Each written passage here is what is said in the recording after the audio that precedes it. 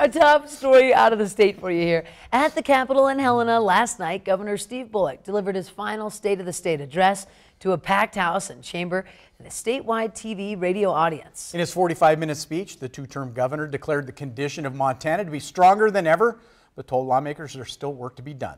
MTN's chief political reporter Mike Dennison was there and has our report. Governor Bullock talked up the economic successes of Montana under his leadership and then got down to business, touting his major initiatives on education, healthcare, and infrastructure. He noted his administration has made record investments in education and said it's time for lawmakers to step up again. Let's provide kids and families in rural and urban areas access to high-quality, voluntary, affordable options. The future leaders of our state deserve no less.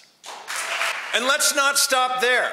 Let's once again freeze in-state college tuition and prevent what is effectively a tax increase on 28,000 Montana students and their families. Majority Republicans in the audience didn't clap much for those proposals or for very much of anything. But some in the GOP are working on their own preschool proposal, which we'll see later this session. On infrastructure, the governor noted that Montana is out of the mainstream by failing for 6 years to pass a large bonded package of building projects. We're out of step with the rest of the country. So I ask you to break that logjam. This session, let's deliver infrastructure for now and for the future generations that need it. But he saved his strongest pitch for perhaps the biggest issue before the session, extending Medicaid expansion, the $600 million a year program that provides health coverage to 95,000 low-income adults in Montana. Now, if I told you I had a business coming to Montana that'd create between 5,900 and 7,500 jobs in every corner of the state, and that would infuse over $350 million of new personal income into our state, my bet is you'd all tell me that sounds pretty darn good. Well, that's exactly what Medicaid expansion has done for the state of Montana. Here too, however, Republican lawmakers are working up their own plan with work requirements that Bullock spoke out against Thursday night. Finally, the governor warned lawmakers not to send him a budget like 2 years ago, without a $300 million surplus or with contingency cuts. And don't send me a budget where I'll have to make the cuts due to the failure of this legislature to leave money in the bank. Because if you do, I'll send it back. In no uncertain terms, we know what the governor wants for Montana.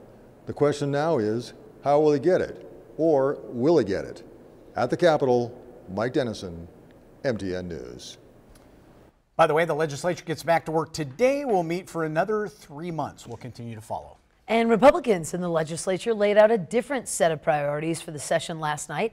MTN's Jonathan Ambarian was there and has the response to their State of the State. Senate President Scott Sales of Bozeman said Republicans agree with the governor that Montana's economy is doing well, but he said they have a different vision of how the state should move forward. Sales said he's concerned about the share of federal money in the state's budget.